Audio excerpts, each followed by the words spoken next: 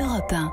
Pierre de Villeneuve, c'est votre journée. Chaque jour, un coup de fil à celui ou celle qui fait l'actualité. Et ce matin, l'écrivain Maxime Chatham. Bonjour Maxime. Bonjour.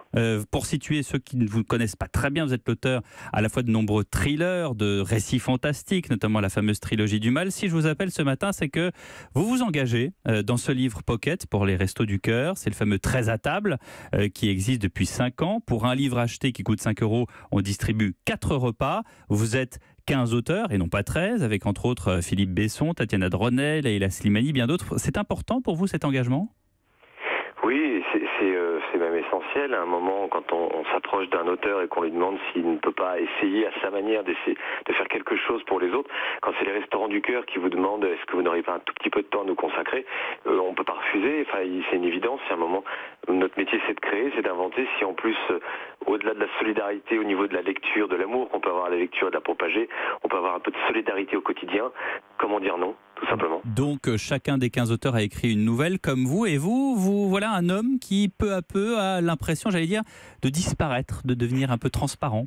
Oui, comme si sa vie lui échappait, ce sentiment que parfois certains peuvent avoir, de se dire tiens, quels sont mes souvenirs, comment se construisent les souvenirs d'un individu, est-ce que tout est ordonné, est-ce qu'il y a une sorte de longue trajectoire, ou est-ce que si mes souvenirs s'effaçaient tout doucement, cela ne voudrait pas dire que je m'efface moi du monde. C'est la question que je me suis posée. Ouais, et il y a une vérité évidemment à la fin de la nouvelle qu'il ne faut pas lire avant. Parallèlement, non, surtout pas. Parallèlement, vous sortez Le Signal, votre nouveau livre chez Albin Michel. C'est un nouveau thriller et là, c'est un livre qui fait peur comme vous les aimez.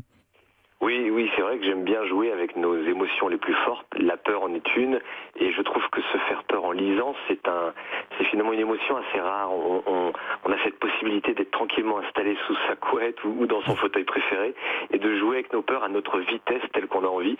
C'est un plaisir pour un auteur de s'inventer dans une histoire et d'imaginer les émotions qu'on peut procurer à un lecteur. Vous êtes bien aidé parce que la forêt, ça fait peur, et vous écrivez toujours en face de la forêt, Maxime ?